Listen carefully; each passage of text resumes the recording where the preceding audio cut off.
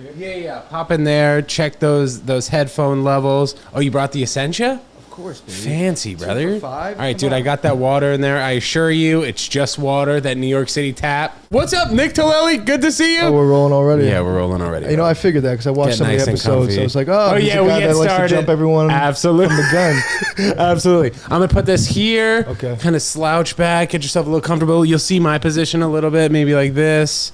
But we'll just get right to it. Nick Tilleli, what's up, buddy? Not much, man. Bro, before we get this episode started, I had an exciting meeting today. Guys, September 4th, Labor Day, we have the first annual TEDJONESWORLD Vegan Burger Eating Contest at Neat Burger, 23 Cleveland Place. We're going to have all those details for you guys within the next few weeks. Everything's coming together, but yeah, very exciting, bro. Are you going to be around Labor Day? No. I was going to have you do a set at that show. I heard that. It was a fun time. Your last one, the Bergs were telling me about that. The vegan hot dog eating contest? Yeah. Yeah, dude, it was great. They said they didn't say it was fun. They said it was interesting. Interesting? Yeah. What the shit does that mean? It means it was the burger eating contest was a lot of The fun. vegan hot dog eating contest, you mean? Hot dog contest was fun. Vegan eating hot dogs. But he said that some people bombed. Oh, yeah? Some people didn't really give 100%? I mean, that's what I heard. I don't know. Oh, you mean the comics. Some of the comics bombed. I mean, it was tough. You know, it was a tougher crowd. Yeah, 3 p.m. on a July 4th to a crowd that was there for a vegan hot dog eating contest. Yeah, of course. And then the comedy show, I don't want to say it was like an afterthought, but like everybody kind of showed up for the vegan hot dog eating contest. And then when the comedy show came around, it was like later in the afternoon, but some people did well. I don't think anyone bombed, bro. I think everyone did well, as well as you. I mean, no, it's gonna be a fun time. Have a blast. I want to be like everyone ate dick. It was horrible. I wouldn't go. But we had 3 comics besides myself do sets then. So like we did 30 minutes for the vegan hot dog eating contest, and then afterwards did a comedy show. But it went well. It was a great event. So I don't know if I'm becoming just a host of eating events right now, vegan eating events, but this will be our second event. So well, you got like a travel guide, food dude type vibe. I think that could work for you. Yeah, absolutely. All right, like a Bourdain but vegan and. I wouldn't say Bourdain. I would say more man versus food. Adam Richman. Versus food. Yeah. Oh man, that guy's been killing it for a long time. Yeah. Well, he stopped. There's a new dude. Really? Why did he stop? Because I mean, how many times can you eat Bro, that's true. And he was also doing a lot of challenges though, which I think has got to affect you. Of course, that's what was killing him. And so they got another guy to come in, and what he does is he hypes the crowd up, but he lets the other dude eat. Dude, that sounds like it's me. Yeah, exactly. That's perfect. Yeah. That's like the better gig, in my opinion. Dude. So I went to the restaurant today, Neat Burger, great new vegan place. If you're ever interested in just trying something vegan, yeah, fully vegan. Okay. So I went, and they were just bringing out everything on the menu, and then by like the 3rd or 4th thing, I was like, all right, I can barely do this review anymore. I had to give some to the cameraman. But dude, I don't understand how there are so many mukbang challenge eater. You know what a mukbang is? No. I don't know what the definition of it is. I'll put it up right here, I guess, but I'm pretty sure it's as much as you can eat in a given time frame. So there are like 20,000 calorie challenges for the whole day. They're like 100,000 calorie challenges. I don't know. Eating a lot like that, pretty impressive. I will say. It is odd.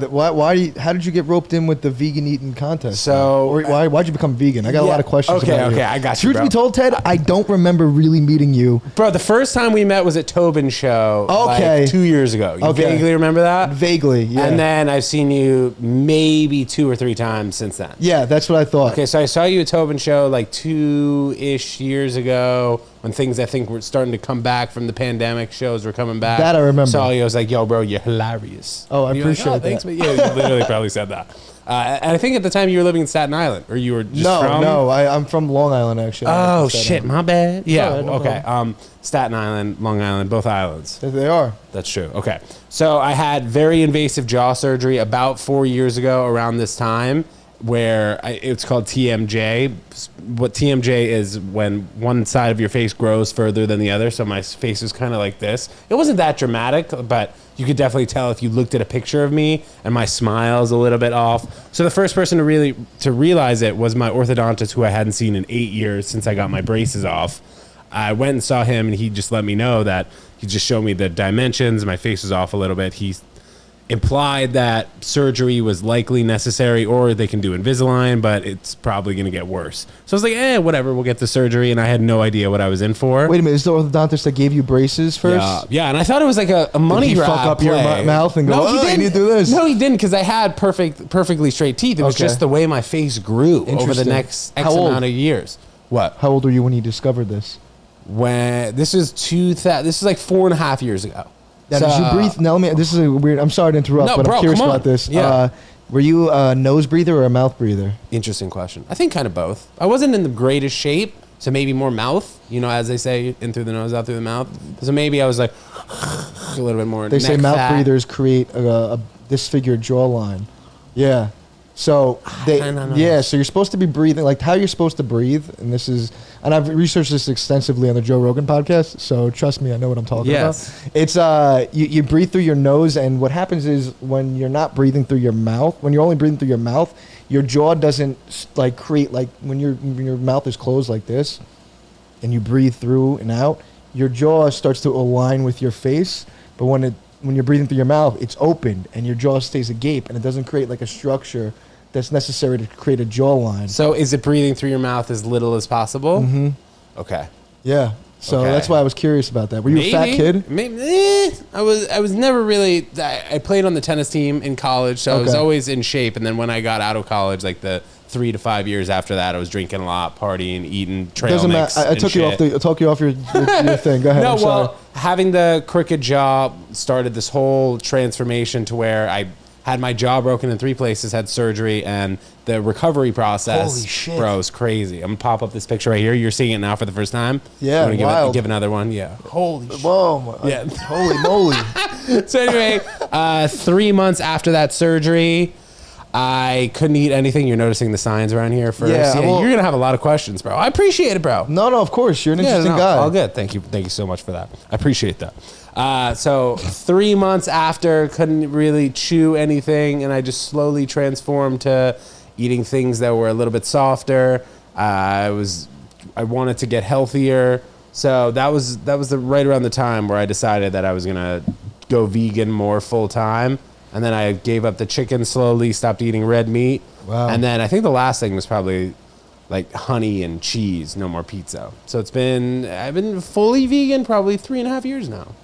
3.5 years. What was the biggest difference in how you feel? And I think you were asking how I got to the vegan hot dog eating contest, but how I feel, bro, I feel unbelievable. My mood is always great, and just like today, I was saying like I felt super full from all those foods, but I didn't feel like I needed to be rolled out of the restaurant. Mm-hmm. You know, like when you have a huge meal, maybe you have like you're a little bit Italian, right? Well, yeah, I had kielbasa before I came here, and I almost called and canceled. I'm not even lying to you. So that's swear the to thing, God. man. You have something that big in your stomach, like it affects the rest of your day. It's Like, worse. It was like I ate like 4 pieces, and I was like, I oh gotta my tell him I'm not gosh! coming. And bro, like if you tried to do comedy after that, it probably like you would not feel well, right? No. What is your schedule in terms of eating before you go on stage? I usually don't. I'll probably if I eat, it's like 3 hours, 2 hours before. That's kind of like this podcast and smoking weed or eating before it. Like eating, I can do maybe an hour and a half, 2 hours before, but smoking weed, I'll cut it off 3 hours before. Otherwise, I kind of get a little bit spacey in my head. So one of my friends, we were watching the vegan hot dog eating contest, Joey Chestnut, Nathan's hot dog eating contest in 2019. He was like, Jones, you should do a vegan hot dog eating contest. And I was like, And this is like right around COVID. So within like the next 2 weeks, I reached out to some people that I knew, got merch made. And this was like right around Got merch made. episode 50 of the Ted Jones World Vegan. Ted Jones like how World that was priority podcast, number bro. 1. Yeah. Well, that was the producer, the producer of the pod that was like doing it with me initially. He was like, "Oh, bro, we'll get merch made," and we did it on Zoom. It's the hilarious. first annual vegan hot dog eating contest. The first 2 were actually on Zoom. Then the third one was at the No stand. offense, but that sounds like the lamest. Yeah, well, you know, I got a lot of Zoom energy, vegan- so I was freaking Okay, firing it up. you were probably having a good time, but I Yeah. can't imagine someone inviting me and going, "Dude, it's a Zoom vegan eating hot dog." I'll be like, "Get the fuck out of here!" But Yeah, I it was respect fun. that. I It was respect fun. you. Like, Thank you, man. So the third year we did it at the stand, which was last year, and then this past year, a few weeks ago, we did it at the Moxie Williamsburg Hotel. So it's been catching for you, on, man. man. It's fun. So we'll see what happens. I with saw the turnout was fifth big on annual. Instagram, by the way. Yeah, So dude, it people were was. psyched It about was. It was great. The hotel was amazing, and then the owner of the Neat Burger, he ran another vegan restaurant that I used to go to, which was like kind of in the area, and he switched to that vegan restaurant. and some of the investors are like Leonardo DiCaprio, Lewis Hamilton, the Formula One, or I don't know if he's Formula One. Is he Formula One? I don't know. Yeah, Formula One race car driver. Okay. They have a bunch of places in London, and he was like, "Dude, you got to do the vegan hot dog eating contest here next year." And I was like, "Bro, we should do a vegan international." burger. Oh. No, he meant like in London, in Soho. Oh, okay, in Soho, okay. the new restaurant. Yeah, that'd be Yeah, soon like, enough, goddamn. Nick. Soon enough. Ted Jones World, baby. That's what it comes down to. Yeah. There you go. And I was like, let's do a burger contest. So I went there today. We hashed out a little bit of the details. Still figuring out everything, but we have a date set and probably like 8 to 10 competitors.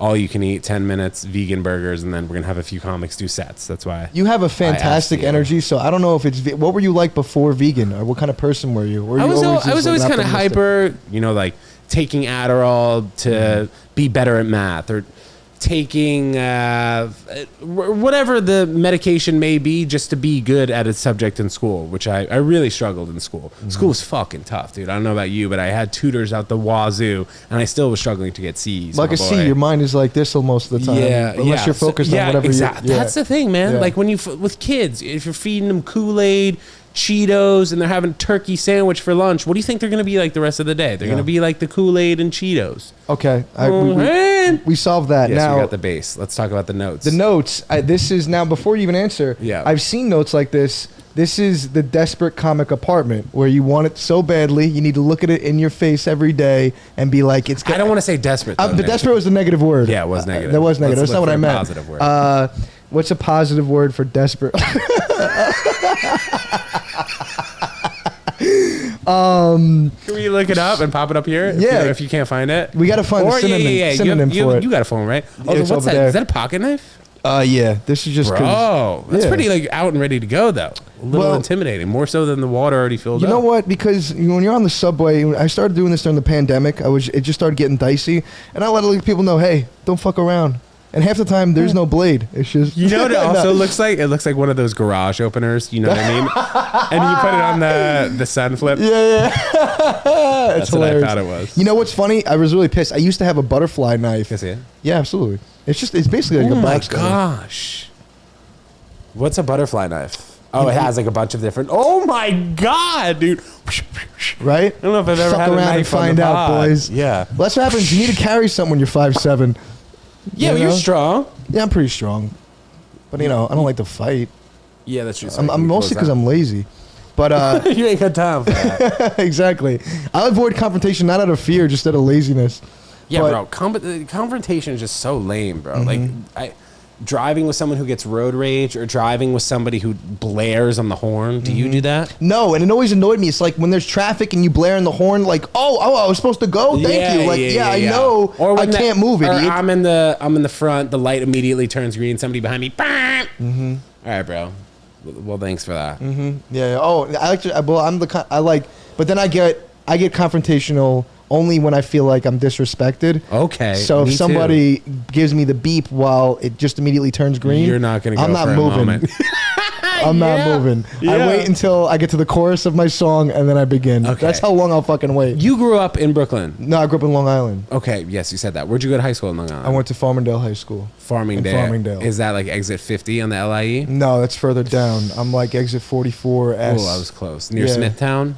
Close to Smithtown. It's like 15 minutes away. Syosset. So you got that. Yeah, plug there. Syosset and Smithtown is like further east from me. I'm like in central Nassau. Did you play sports in high school? Nah, I wrestled for a little bit, but I didn't have again, I'm lazy, and I saw what kind of diet those guys had. I'm like, we're in 7th and 8th grade. I'm not Yeah. going to go on a diet. Well, is it a diet to get to a certain weight class above or a certain weight class below? Both. And I was just like, and I'm you not. just got to walk around with like a trash bag, try and sweat. Exactly. And I'm like, I got to do this through my periods. I'm sitting through lunch, drinking water, starving myself. I'm like, Everyone's fuck you. drinking milk. Yeah. I'm like, no, I'm pissed. good. So, and also, I kind of liked hanging out with my friends more. I fucked up. At the very, like, if I had the right person to instill the type of discipline, or if I respected anyone above me, I had a problem with authority as a kid, but I only started doing wrestling because my mom took in like her coworker. My mom liked to save the world. She liked to save everybody but us. That was her thing. So she took in like her coworker and this is the thing that bothered me. She took in her coworker and son, and she came to me and said they have nowhere else to go. All of her family and friends said no. I'm like, shouldn't that tell you something? of what kind of people they are if their friends and family say no. But also her coworker was making money though on a weekly basis, right? Yeah. I mean, listen, it wasn't enough money. We were we lived in a 2-bedroom apartment. I already had my uncle living with us. Me and my mom shared a room, and then she goes, "By the way, I'm giving away your bed until this lady finds a place." So I had to sleep on the couch, and her son slept on the other couch for like 2 or 3 months. I know, insane. But I liked the kid, and I was gonna ask, were you boys with him? I was boys with him. I was like, I looked up to him, and he wrestled, so that's why I started wrestling. Looked up to him. Yes, That's I looked dope. up to him, and then, but he was actually like a Guido dick, and I was like, after like once I started wrestling, and then I started hanging out with him more, I'm like, oh, this guy kind of sucks, but I'm already committed to this thing, so I have to see it through. And I enjoyed wrestling up until they were like, we need the gear. Here's like the list of nutritional facts, and this is what you boys are supposed to eat, and they hand it out to our parents. And me and my mom both looked at each other like, listen, we can't afford we barely could afford celery. We're not getting all this other shit, so it is what it is. And I was okay with it. I was like, I'd rather smoke fucking cigarettes in the woods. So who cares? What did you and the kid who was sleeping on your couch's name do? Tony and Tony. yeah, his Like, mother what did you guys doesn't- do as activities? Nothing. We just kind of shot the shit. But you know, we played video games. It's now starting to lead to like a homoerotic. We wrestled at night.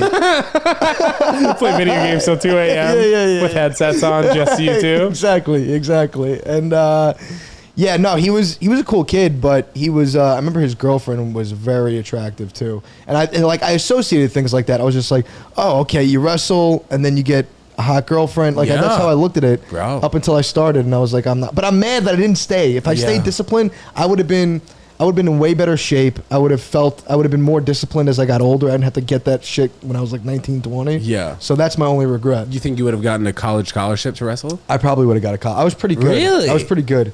I was, and also I had such a chip on my shoulder. So anytime I had someone in there, I always just wanted to fucking. It was the only time you could actually be physical. Like I used to play football when I was like, Yeah, in bro, elementary you school. strike me as like a running back who could have quick moves. Is that your position? I wasn't quick, but I was definitely. I had heart. Yeah, you strike me as a guy who was healthy. That was important. That's what unathletic guys say. He has got heart. He's got heart. Yeah, you're fucking. You can't even breathe on the fourth down line. kid out there, but he's got heart. Got heart. Exactly. But yeah, so when wrestling came about, I was like, oh, you could fucking, because my biggest problem as a kid is I wasn't fast. So I always wanted, once I got my hands on somebody, it was great. I always took them down. There was never a problem, and I liked hurting kids. Did you watch WWE at this point? No, I wasn't a WWE fan. It always struck me as fake. I always liked, I don't know, I always liked violence as a kid. I was definitely attracted to it. Were you bully? I wasn't a bully, but I bully people who I thought were bullies. Did you punch people in the arm really hard? No, I was never one of those kids. No, I had a couple kids who did that to me. Really? And I always, like, to this day, I don't really forgive them. No shit. Because it fucking hurt. You know, like, I feel like most guys growing up had that one kid who was maybe in the same grade as them or older than them that would just use violence unnecessarily, like punch them in the arm hard. Do you remember this? Yeah, what's that called? This, I don't know. But I remember kids used to do and like this. Charlie horses to the Charlie leg. horses sucked. And I hated when they came up when like they slid the punch, where instead of just going out like this, they hit the punch down, and it like created a different type of force where it was like pounding and then the knuckles scraping down. Where, like in the arm? In the arm, and that used to be the fucking one. Yeah. And kids used to have a good fucking hit. Did you ever get in fights in high school though? Like meet me in the yard after 3. Or at 3. No. I mean, I had a big mouth, but I every fight I got into, I lost. Really? Yeah. Well, I always. How do you lose a fight though? In high I, school? Because I always fought like bigger kids. Like I got into a fight with a kid who's now actually in Bellator UFC. So he was training at that time. You know, but it was always those kids who were like had the biggest egos, and I used to start shit with them because they would bully other kids. Yeah. And so I hated that. I don't know why I felt like a defender for people who were weak, when the majority of the times the people they were picking on kind of deserved what they were getting. But when they beat you in the fight, what happens? They punch you and you're on the ground, and then that's the defeat right there. That's the L. Well, 'Cause I've never really been in a fight like that, like high school fight. I got into a fight with this kid. I've shoved my fair share of kids though, brother. I've shoved a lot of kids too. I mean, I've gotten into physical altercations where it didn't escalate to fight that I always came out on top at, up until this fist fight, and I came in. There's a lot of elements to the story as to why I probably lost. One, it wasn't a fight I was actually had a heart in. Like I was fighting for a friend. It got carried out of the way. Like he was beating up this kid who was just a defenseless kid, but he did deserve what he was getting. And I stepped in like, yo, leave him alone. He's obviously a weak little bitch. You're going to come beat him up on the side of the road? Like, what the fuck is the matter with you? You were telling your boy that? I was telling him that. We were all friends. Yeah. And then, and he's like, stay the fuck out of it. You don't know what he did. And I was like, it doesn't matter. Get him, like, leave him the fuck. So then we got into it. What did he do? He probably stole money from him. He was a drug addict at that time too.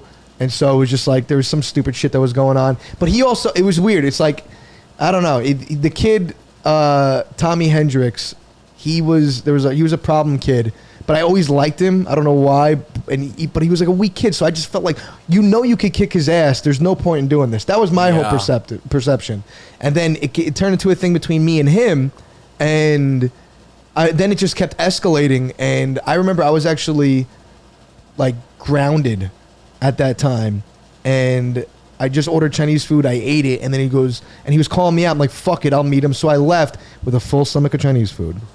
Full belly of Chinese food, Ted. So you're not in the great condition. That's not how boxers condition. Your mind is all over the place. 100%. You're not even thinking about the battle. I didn't have a vegan hot dog. Yep. I'll put it that way. Sounds like it. And I ignored all the nutritional facts that my fucking wrestling coach gave me. So I go out there and I'm riding my bicycle. So I'm already putting in cardio on top of all these. Like, I'm eating Chinese chicken wings. Where are you riding the bicycle to? The fight? Yeah, to the fight. So I met him on a dead end in my neighborhood. And I came in, Ted, like I thought I was a hero, but I was so out of breath. And remember ghost riding your bike where you just hopped off and just let the pegs shoot off and the bike would ride itself? Yeah. So I saw him in the distance at the dead end. All my friends are waiting for me, and his brother was there with him. How many kids were waiting for the fight? 4. So it was him, his brother, my friend, and my other friend. And I ghost rid off the bike, and when I ghost rid, it veered off. He was coming towards me. I was walking towards him, and I just gave him, I pretty much cocked my arm back so much so where he was like, oh, I guess he's going to use that arm to hit me, and then just ducked immediately. And then he speared me, and then I just started hitting him, and we started exchanging blows back and forth, and then we wrestled into grass after we were like going, like we were like boxing each other for a little bit, and then we wrestled into like thorns that we eventually got into. And as we were wrestling, his brother split us up. All right, get up. Like, let's do a fair fight. Well, as he split us up, and as I was getting up, he was waiting for me. And as he was waiting for me to get up, I had both my hands like this, and I was just lifting my head, and he kicked me in the face. Oh! Right in the fucking face. And I knew at that point, I'm like broke your nose? I don't know. Kicked you in the face. Kicked me right in the face. I do have a deviated septum now. But and it was in the left side too, so that's where he kicked me, and I had a black eye for my yearbook photo. But I remember getting. You do? Do you have your yearbook? No, I don't have my. Do you have a picture of it? Can we pop it up right here? It was my ID, my class ID that I had. You remember you having class ID in high school? All right. Well, if you get it, yeah, 100%. I actually may have it at my house because I visited my mom recently and she gave me all that shit. But so as soon as I got kicked in the face, I knew immediately. I was like, I'm gonna fuck. I'm like, how am I gonna get out of this? I'm like, I'm fucked. So we get back up and my eye is bleeding, my nose is bleeding, and they're kind of giving him shit like, what the fuck is wrong with you? How old are you at this time, by the way? I was going into 9th grade. So what kind of weapons were kids carrying around? It was just fists? Like no pocket knives, no I don't think anyone had shit. gats or anything like that. No AR-15s? No. It was, so we start boxing back and forth, and I'm really fucked up at this time. I'm not seeing, I'm leaning towards different ways. I'm also kind of like in my head a little bit like, holy fuck, I feel this is a problem. So I'm also like talking, where like you're doing a set and you're like, all right, I'm kind of bombing, but I got to do this. That's how it felt. But now I have to fight. Right. So I'm almost like having like an outer body experience at this point. And then we start boxing and I catch him one time. And I was like, okay, cool. I'm building momentum. And I think they just made him angry. And then we just started, then he started boxing like harder. And then I'm trying to catch up. Yeah. And then he hit me again. And then that second knock like knocked me to the floor at that point. And I don't feel anything.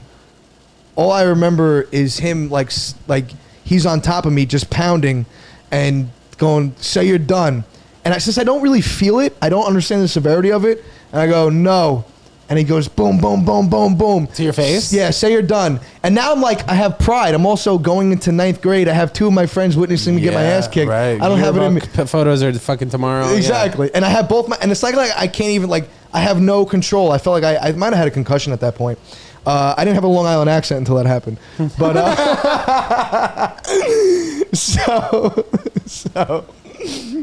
so I had both my arms out, and he goes, boom, boom, boom. And I'm like, okay, all right. And then I kind of just I was like, okay, I think I'm done.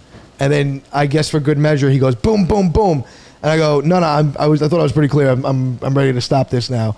And then he got up off of me, and I remember being like, I was like, fuck. I was more embarrassed. I wasn't like beat up. I just felt like emotionally like, fuck. Because me and my friends are all like tease each other. I'm like, how the fuck can I call Stevie fat now? Since he just saw me get my ass kicked. Like that was my mentality. Well, that's like the most vulnerable place you can be as a 15-year-old kid, or at any age with your boys like that. Even if you're 25 and that happens. And then he stole my bike and threw it into the lake, bro. Right, and I remember, and so I just left, and it sucked. Now keep in mind, I'm grounded, so you lost your bike and you're grounded and you have a black eye. And I threw up because I ate Chinese food. And it made me sick after I got my ass kicked. Did you get the grounding extended? No. She's like, it looks like you got your punishment. Yeah. What is that kid doing now? Selling meth? He's in Bellator UFC. Oh my God. Yeah, you said that. Were kids doing a lot of devious shit in Long Island at that particular time growing up when there wasn't social media and stuff like that? What was there to do? We used to hang out at this place called, like, I mean, I'm making it sound like more hard ass than it was. I mean, right. But it was like we grew up in, we usually hung out at this park. It depends on like what group of kids you were growing up with. Like you had your jocks, but those kids were partiers too. Those kids loved getting fucked up. It's funny because they associated smoking weed with bad children, yet I've noticed the kids who were, it's insane. Right? Growing up, man, that was an issue. Like I was on the tennis team at UConn, and there were kids who would get blasted. Like it was the 48-hour rule, so you couldn't drink 48 hours before a match. There'd be kids who would be having 15 shots, and then as long as they didn't drink 48 hours beforehand, it was all good. If I smoked a joint a week before the match, they drug test us, and then I get a strike, I'd be suspended. Really, they drug tested at that for tennis matches? Yeah, well, it was my fault. I started it. Like they hadn't been drug tested in years, and I got caught with my roommate in college smoking out of the vape. Oh, college. And the cops came. Yeah. Oh, okay. I thought it was high school. No. Yeah. But college, they drug tested for weed, and they just did not care how blitz people got drinking alcohol. And that's still kind of the case, but obviously weed is way more acceptable. But just in general, I feel like drinking has always kind of had a more lenient phase on high school kids. Yeah, it's normal. They're going to go out, get drinks, black out. It's all good. Did anyone from your high school like play serious sports that are in the league right now besides this Bellator guy? No. Just killing it. I think actually one kid plays baseball. He might have gotten to MLB. I really don't know. Okay. But the majority of kids, they didn't. They either got like, CTE. From playing football? From playing football. In high school? Well, it was like from playing football, and then you get that ego that football gives you, and then you get drunk and you just start like, you have those heading the wall and shit.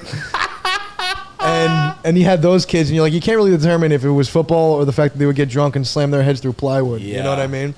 But yeah, I don't think it was like, it was violent. Like there was definitely like gangs and shit like that. But I remember back in high school, actually in middle school, they used to, it was so ridiculous. They used to have gang initiations behind the Gino's Pizzeria, which was also behind the fire department. Was this like Italian gangs? No, it was like a bunch of Italian and Irish kids pretending to be black and Spanish, So did they use the N-word? Of course. But they did it in like, they didn't do it in, there was no ER connotation. Yeah, I was going to ask IA or ER, but. Yeah. I don't know if it makes it better or worse. I don't think it's good either way. But. I know. Imagine like a bunch of sixth graders that you could just hear saying that back and forth to each other. Were there a lot of black kids growing up? Yeah, of course. Yeah. So that, I mean, then that's where like you got to stop hanging out with him, and you know why. It was like that kind of attitude. But at the end of the day, it was like, we didn't have this gang mentality until that started. No, I don't say it was integrating, but like it was also the era of like hip hop that was really popular in like the early 2000s, and then so like Eminem. Well, no, I would say like Dipset and shit like that. People Jim like Jones. Jim Jones, and then I remember, so the kids were like also following some of their older brothers and sisters' generation of music when the late 90s hip hop came. So they were like the siblings coming off the heels of their older siblings listening to that. So I think that mentality started to adopt in our high school. But being in a gang and being like an Italian, Irish, Catholic type of gang member, what were they in the mafia? Like, no, I mean you had you also was like it was white trash. I think it's a better description. So what do you mean white trash? You mean like living in a trailer park, like you're just dirty drunk people? You know what I mean? Like although they have a house, they don't own it. So they're renting a trailer that's $50,000 It's not a trailer. No, it's just like it's like a garbage house that like you would drive by and be surprised how much it's listed for. You know, crushed beer cans in the back. The grass is overgrown, and there's like a screen door but no other door. You know, kind of a thing. But and I'm thinking of one kid's house in particular, and it's so funny because I could see it so vividly. Really? Yeah. And he was always like the toughest kid too. His father was a fucking maniac, but yeah, it was that mentality. And then like when you got a little bit older, I remember like you started to feel embarrassed, and then you saw kids who never deviated from that and just slowly just started degrading into nothing. You know, that sounds like your boy who was roommates with you on the couch. It's like he semi-peaked in high school. He was the cool kid dating the hot chick, and maybe, I don't know, is he still doing that? Me? No, he's the guy who was your roommate on the couch who lived with you. I'm trying to remember. There was a few guys who lived on the couch when I lived in Bed-Stuy. No, I'm talking about when your mom brought in the coworker. No. Tony was different. He went to Belmore, and Is that high school? Yeah, and it's also a town, and he was like. I'm sorry, I'm distracted because I see the crystals and I see the book that says "Winning." You're such a comic. Let's go. No, I love it. I'm not. I feel like it's coming off as I'm trashing you, but it's just like I'm starting to, painting the picture for myself because I don't know you that well. But no, he was like a Guido kid. You know what I mean? But those kids also had like an arrogance issue too. But it wasn't like how it was when like you had this gang mentality. But I definitely started dressing like that and acting that way.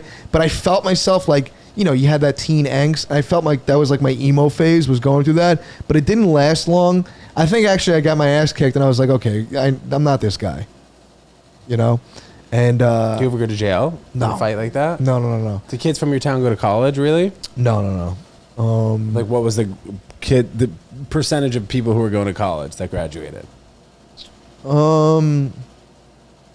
I would say, but my group of friends weren't the ones going to college. Right. You know what I mean? But like your graduating class. My graduating class, I would say it was like I said, we weren't like that separated. There were sports kids, so like a majority of them did go to college and shit. You know, but I did have a group of friends who like they either went to Nassau Community or they went straight to the trades. Did you go to college? No, I tried. I went to Nassau for like 2 years, and then I 2 semesters, excuse me. And then I dropped out, and then I went to broadcasting school.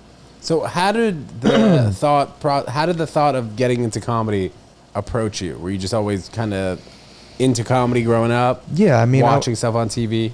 Yeah, I was big into sitcoms growing up, and then I also really enjoyed listening to like radio, like Opie and Anthony and whatnot. And I was like, oh yeah, this is what me and my friends do. I'd rather do this all day. And even at a party, I was never like, you know, I'm making when I told you those 2 stories, it made it seem like oh man, it must have been chaos all the time.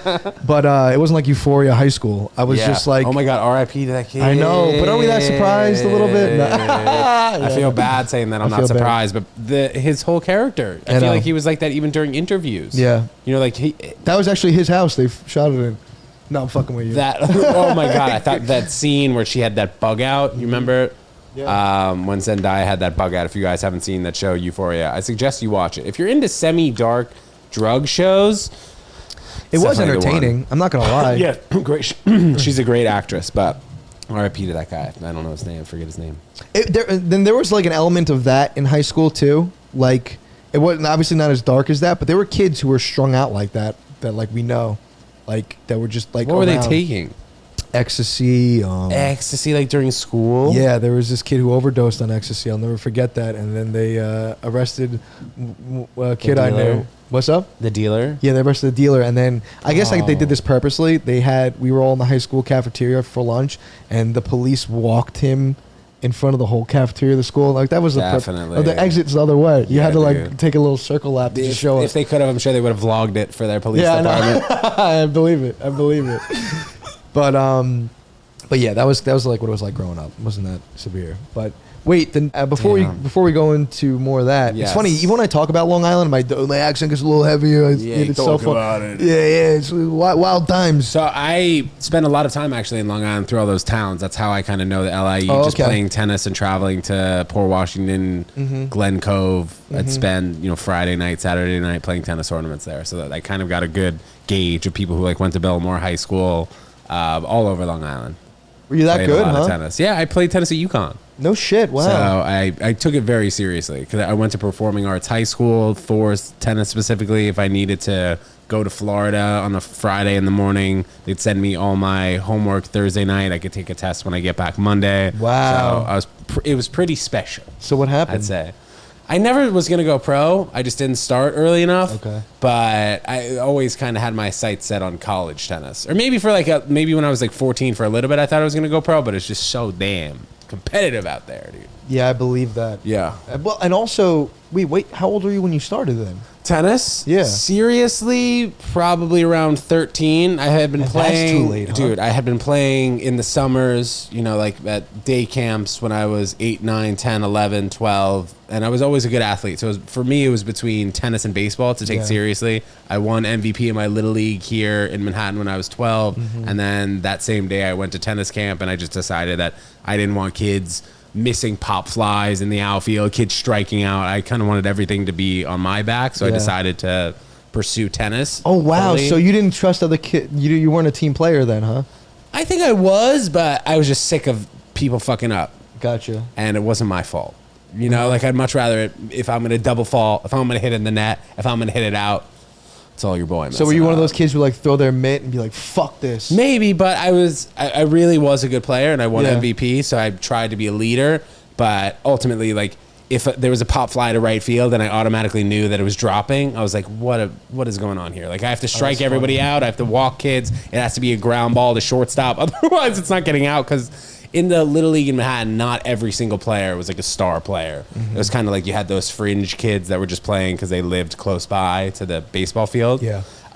But tennis, it was like, it was a ton of competition when I started going out to Long Island, and all these kids were able to play every single day during the summer, and then they'd have their program at Port Washington where the courts were a lot cheaper. So there was definitely a lot more competition leaving Manhattan. Yeah, that makes a lot of sense. Yeah, dude. And also, like when you leave Manhattan, you're like you're facing against kids who this is all they have. Yeah, kids are grinding. Yeah, for sure, dude. It's not like I they're believe that. living in Manhattan. That's like some of the people who are the best in tennis now in the world. Like Djokovic was playing when there were bomb sirens going off. He's like 6 years old, hitting forehands, backhands. Yeah. I'm freaking having tea.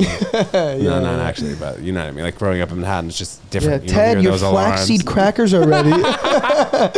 Ted, you having an orange before you go to school? Dr. literally. Leibowitz says put in your retainer. Your flax seeds. I had flax seeds today, man, at Neat Burger. You ever try vegan food? No, I'm not opposed to it. I just never had. Yeah, this is a place I'd honestly recommend. It's not Oh, imitation imitation. meat. Gotcha, like, you know what yeah, I mean? like It's like imitation it crab. tastes like its own thing. You're not biting into it and be like, oh, this is trying to be a burger so Yeah, yeah. bad. Like it tastes good. Yeah, that makes sense. Yeah, I never had any like vegan. I had tofu, I think, but it was only because Yeah, tofu's aight. Yeah, it it's depends whatever. how it's prepared too. yeah, like usually once ever miso soup. that's crispy. when- Yeah. What kind of stuff are you eating now in Brooklyn? I eat pretty well. Like every once in a while, like treat myself. Like I eat smarter. So like I try to stay away from carbs. I don't really drink milk. I'm a big water guy. I'm a big chicken and vegetables type of dude. Do you have coffee? It's funny. I quit coffee last week. Bro, quit coffee? I cut it cold. Well, I was getting instead of drinking coffee when I wake up, I would Yeah. get high instead because I'm like I'm cutting back. You can't do both? I know because I did both. I get too anxious.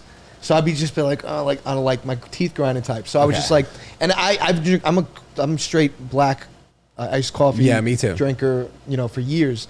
But when I stopped last week, I saw a tremendous difference. I was way more relaxed, and I've gotten high and went and done things in the morning and had a cup of coffee. It was totally different than just getting high and chilling. But then I was like, after I just did that for the first 4 days just so I could mitigate whatever type of headache and withdrawal symptoms I would have.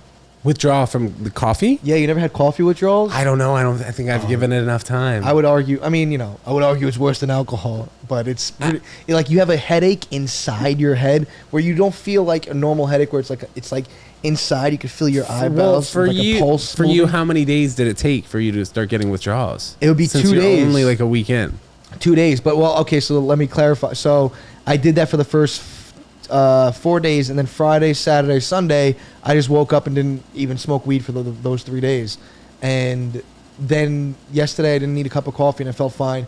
Today, I was just like, I'm curious to see how my body reacts after being away from coffee. So I had a cup of coffee today, and my whole day has been a mess.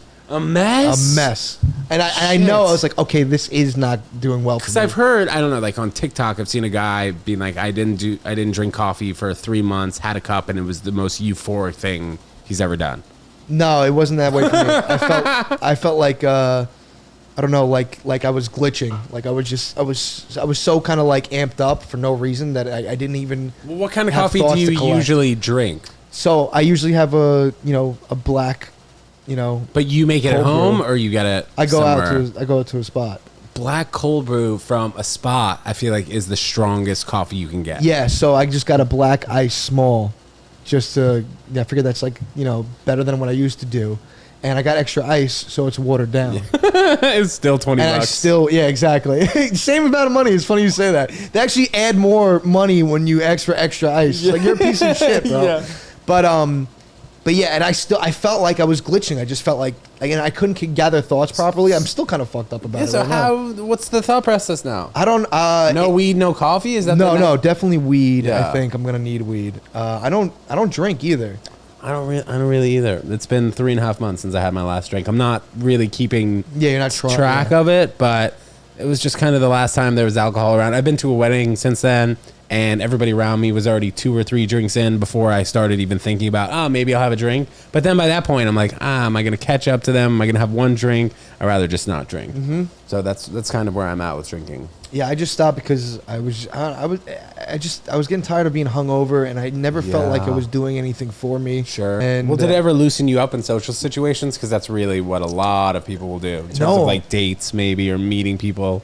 I'm a pretty social person without alcohol. I think Yeah? alcohol was like really like a depressant for me, where I wanted to isolate, and I didn't really want to be around people. Really? Yeah. It depends on which environment. Like if I'm out with my friends, like bachelor parties, we would have a blast, but I would just feel like, oh God, I'm fucked up, and I would just, all right, here we go, try to like raise the energy levels back up for myself and try to engage the way everyone else was engaging. But the majority of the time, if I was, don't get me wrong, there was certain, like I drank for so long, so obviously it was doing something for me, but it was such like a small window where I was enjoying it up until when it was just completely wasting my time. And that's how I felt every time I drank. And there's so many opportunities I blew with girls or just even myself or even comedy, where if I didn't get fucked up, I probably would have been in a good position. What do you mean comedy-wise, though? Like, this is when I knew I was done. Like I was helping somebody out with the show. I was like running the soundboard, and then I was going to headline. And so I was just... What do you mean running the soundboard? Like, they needed someone to... Like, the way the mic was set up, that, like, they wanted to play music between everybody. And so I was just like, yeah, I'll run that for you, because someone was down that day. And I was like, I'll help out. And she goes, cool, then you can headline. I'm like, all right, that's fine with me. Sounds good. And then I just, like, I didn't take it... I just started drinking, and I didn't stop, and I just kept drinking. And then by the time I got up on stage, I'm like, wow, I'm fucked up right now. And I did like 20 minutes to a bunch of people just kind of staring at me like, oh, fuck. Like, I see them looking at me like, does this guy know how fucked up he is? And then I felt like I had to acknowledge, like, I know I'm drunk, but I'm fucking funny still. Don't look at me, And I was just like, all right, this is... And people who were there say it really wasn't that bad. But I just knew that I was like, what am I doing this for if I'm getting to the point where I'm feeling that way? It just didn't seem necessary. So I was like, all right, well... I only reason I would ever drink is because you just want to mix it up with some girls. I was like, I'm not really mixing up with girls. We don't have a fucking 1950s lounge singer. But I was like, you know what? I'm just going to take this out of my life completely. Because the next day I was fucked. And then the next day after that, I still felt like residual effects. 48-hour hangover. Yeah, and I was like, what am I doing? It's just not necessary. And so I just kind of stopped, and then I completely stopped. It's been like a year and a half. It'll be 2 years. Oh wow, like sober, no drinks? No drinks. Damn. And you're trying not to drink? Well, you know what I mean? Like, is it like you see an alcoholic beverage and you're like, I want to sip it, but I'm not going to? No, I was pretty. I mean, it was like the 3-week mark where I was really starting to get like antsy, and it wasn't like I was like a problem for me. I wouldn't drink every night, but like I guess like what like my I guess how do you, like my pressure cooker by 3 weeks would start to fucking like that's where I need to release the valve. And so that's when I would really get fucked up. So I would like binge. And then, so the 3-week mark came around.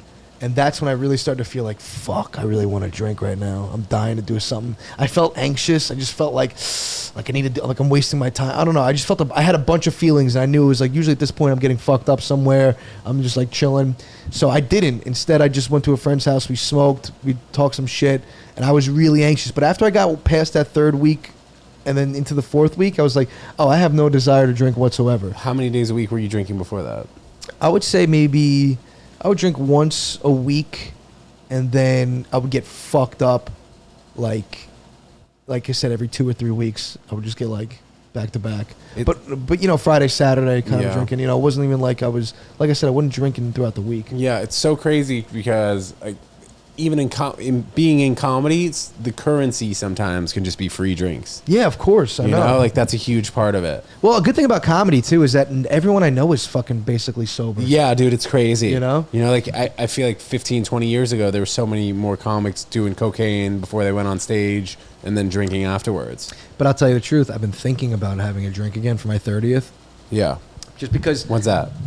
It's in the 18th of August. Okay. I don't. Part of like I'm having the fight with myself. I'm like things have gotten increasingly. I got into a way better apartment. Bro, like before you get into it, I think maybe just a way to look at it on the whole. Like you're turning 30 years old. You haven't drinking in a year and a half, and you're going to celebrate your 30th birthday by poisoning yourself. You could look at it like that. That is the way. That is the way I'm looking at it. Like I'm going to start by putting in the thing that I've been trying to avoid. That you're not wrong. I just, my head was just thinking to myself, like, again, this could be I showed the discipline that I didn't think I was capable of having. So I was curious to see, wow, it just got quiet. I guess something fixed with it. The AC turned off. Okay. Yeah, we got enough air. So we're going to have AC background noise in this entire podcast? No, not so much. Nah, maybe a little bit. No, not so much. Because I've had it on every podcast, so no. Oh, okay, because I was getting driven mad by this. I'm like, I should take these headphones off. Oh, yeah, you were? Yeah, it was driving me nuts. I played it cool, though, right? You did. I had no idea. Yeah, because you were making me relive my trauma of being fucking beat up as a kid. Well, let's get to some happy moments now. I know, now we're talking about my sobriety. Yeah, no, you're right. You're right. I guess, like I said, I just wanted to see if I had the discipline to do so. And I'm not like, again, I wasn't like a drunk. Like I wasn't like I would have a drink and be cool, but I don't know. I guess, I don't know. Yeah, you're right. Maybe there is no reason. I keep coming to the conclusion of not doing it because it's just like, look how much better everything is. Why would you start having a drink now? Like, and it's true. Everything got better. Once I stopped drinking, I also instilled a little bit more disciplines in other aspects of my life. Like what? Like, I spent less time on my phone. I read a little more. I wrote a little more. I started doing things like that. I started exercising a lot more. I started eating a little healthier. Like there wasn't just quit drinking. It was like a lifestyle change at the same time. I also stopped being a creep. I was like, because especially with comedy, it's easy to get caught up doing stupid shit with girls. And then, she's a problem, but you're really attracted to the fact that she is. I started cutting that shit out of my life. Mm-hmm. Stupid text, dirty texting with girls. I'm just like, okay, none of this is helpful. I'm just wasting my time. Yeah. Time and money. Time, money, and also like, you're attracting like bad people. Like I started cutting off people in my life too. I was like, you're a fucking problem. That was the hardest part. Not cutting off certain girls because I knew they were headaches, but there was like, friends where I was just like, I don't even want to be around you. And it's like, I love you. You can live your life, but it's not conducive to the way I want to live. Totally, bro. I've had that issue with a friend pretty recently where I'm like, you are a liability. In my head, I'm like, dude, you are a liability. Give this guy a few drinks and something's going to be an issue. Yep. I don't need, maybe it sounds cheesy, I don't need TEDJONESWORLD associated with this kid having too many drinks being a liability. Yeah. No, I agree with you. I totally agree with you. And it's not even just like, even just their attitude, I just didn't like Yeah. anymore. And there was a difference between like negative and realism, where I was just like, well, your life is shit, wall to wall, and I'm surrounded by your theories as to why it's okay to be living. It's like it started to seep into my own conscious, and I was like, I don't even want to. And then you start to realize when you start like kind of like mentally trying to talk yourself out of like those negative habits of thinking, you start to recognize other people just circling around in their negative thoughts, and then like every conversation, like, well, fucking this, blah, blah, blah, blah. I'm like, you're a little fucking bitch, you know that? And it was easier once I started doing that. I was easier for me to disengage, where I kind of just, I was weird because you don't want to have also a superiority complex about it too. Where like, this kid just won't gather it together. Don't you know it's all about smiles, not frowns? Yeah, I knew it. I saw a bunch of smiley faces. It's hilarious. But like, let's even say that's a little delusional. Wouldn't you rather be positively delusional than negatively delusional? Right? Isn't that a better way of looking at it? Definitely. Yeah, I mean, don't get me wrong. We're all comics and trying to pursue this thing. We're all delusional and we're all throwing shit at the wall. That's probably what your podcast is. No offense, but that's just what everything. You're just trying to put everything out there, hoping it sticks. But like, I don't know. I just thought the little bitching about shit was just like, this is getting to me. Like, I have a friend who's such a negative fuck. Even when we're on shrooms, I'm just listening to him. I'm like, we're on the happiest drug in the world, and you're still a little bitch. That's got to be the worst drug to be on with someone who's doing that. Mm-hmm. Like, if you're with someone and you're both doing shrooms and they start freaking out, like, you don't want to be next to them. And that, I can even imagine that somebody who's being negative, it's even worse. Yeah.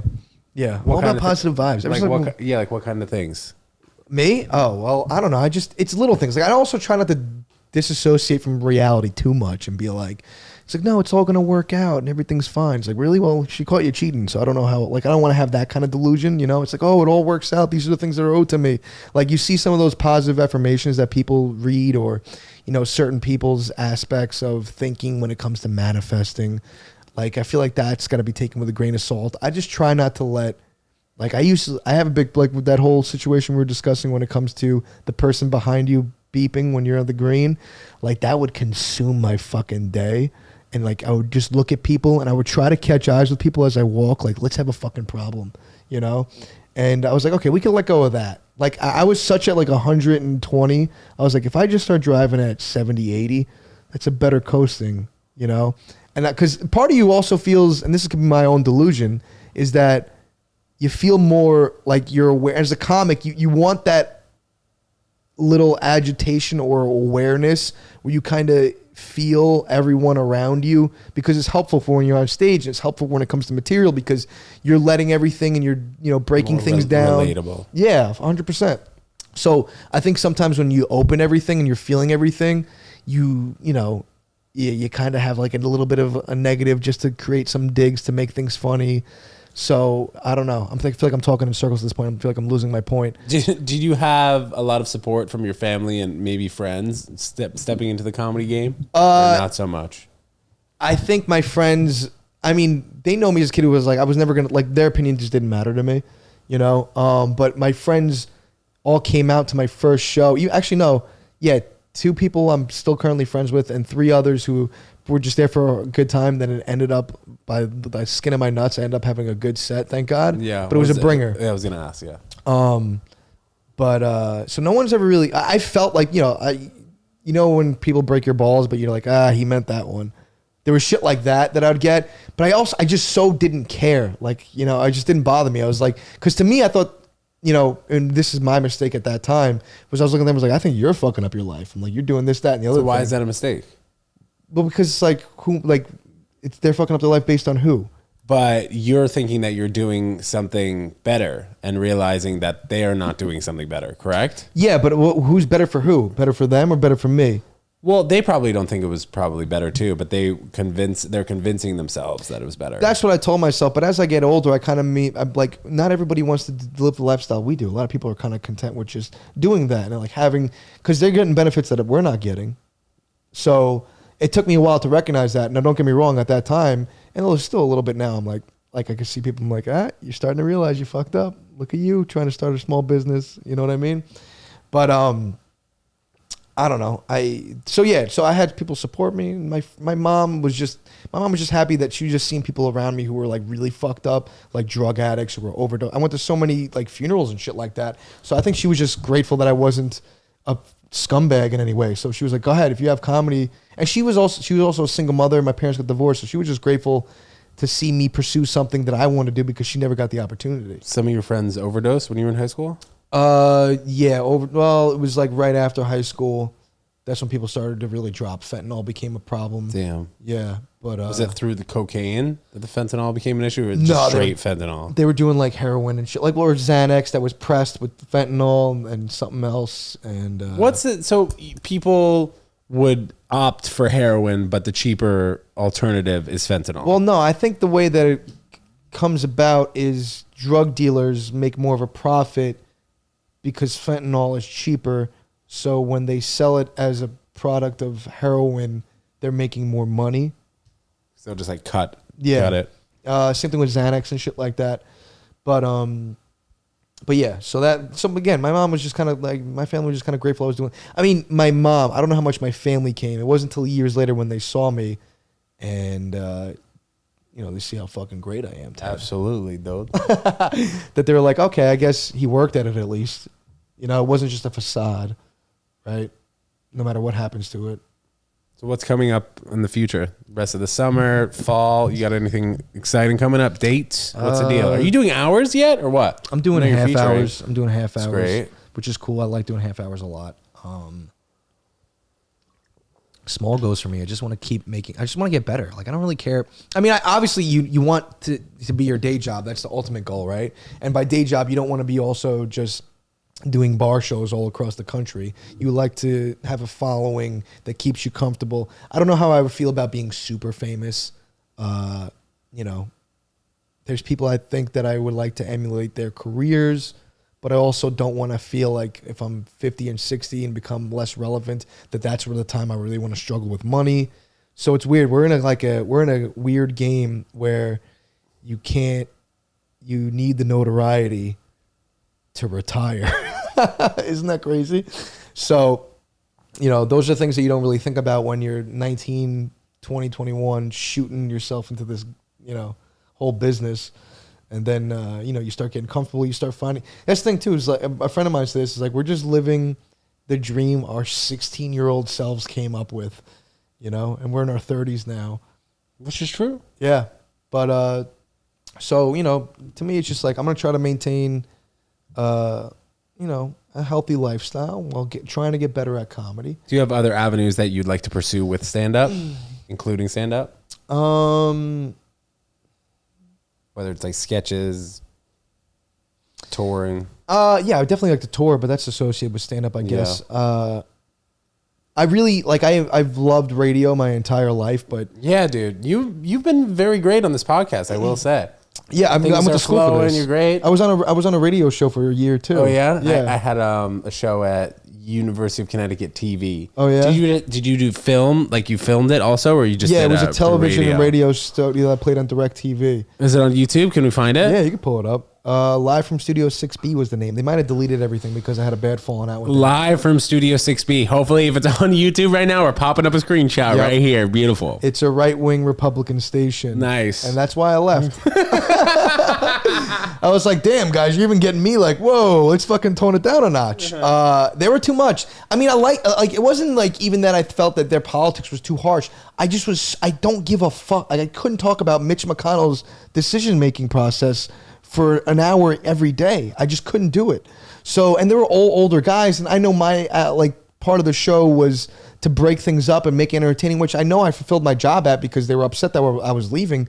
But just as a person, I just couldn't ingest that every fucking day and let that be the topic of discussion. And then also, too, you understand the audiences that you're gathering, so you kind of want to gear your material towards them. And even that was, bothersome. And then, you start creating definitely. a mind of your own. You like, shut up. Like, that's so blatant horseshit that you're just towing the party line just to appease the people you're a part of. I was like, this is not the kind of radio I want to be doing. So I walked away from a contract we were about to sign. I was like, nah, I'm good. And they called me like, what are you, a fucking idiot? And I was like, I may be.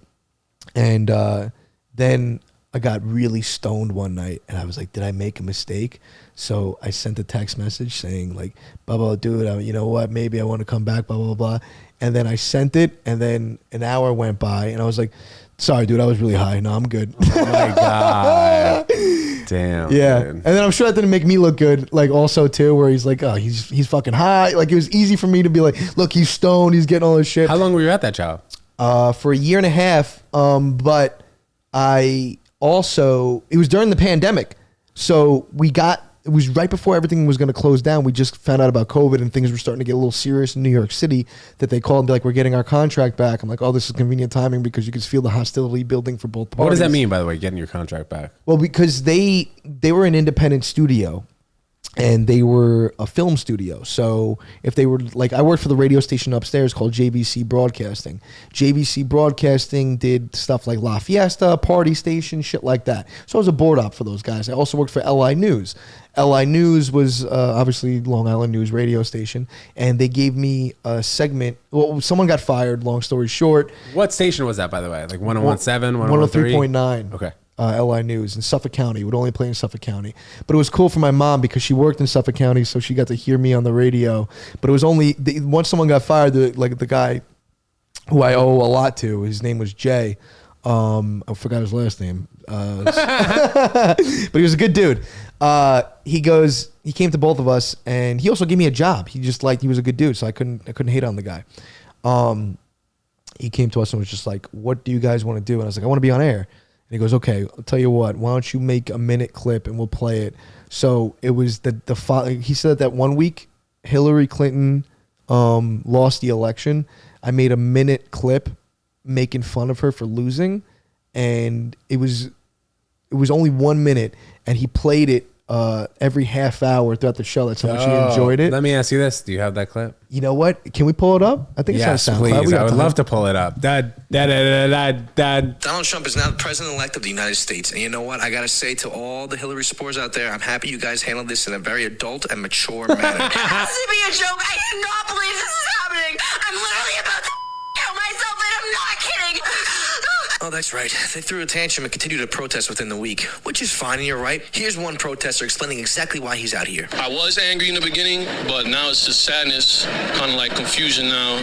I mean, to be fair to him, he does have reason to be sad. One, Hillary lost, and two, he learned that hugs from Jay-Z and Beyonce don't secure an election. Fortunately, it didn't stop there. Professors at many universities canceled class last Wednesday to help their students deal with that parent child election results. This did, in fact, prove, though, that when it comes to being a Hillary supporter, you don't need to be educated. And if I had to give one piece of advice to all the Hillary supporters, it'd be... What you want? Such radio. Bro.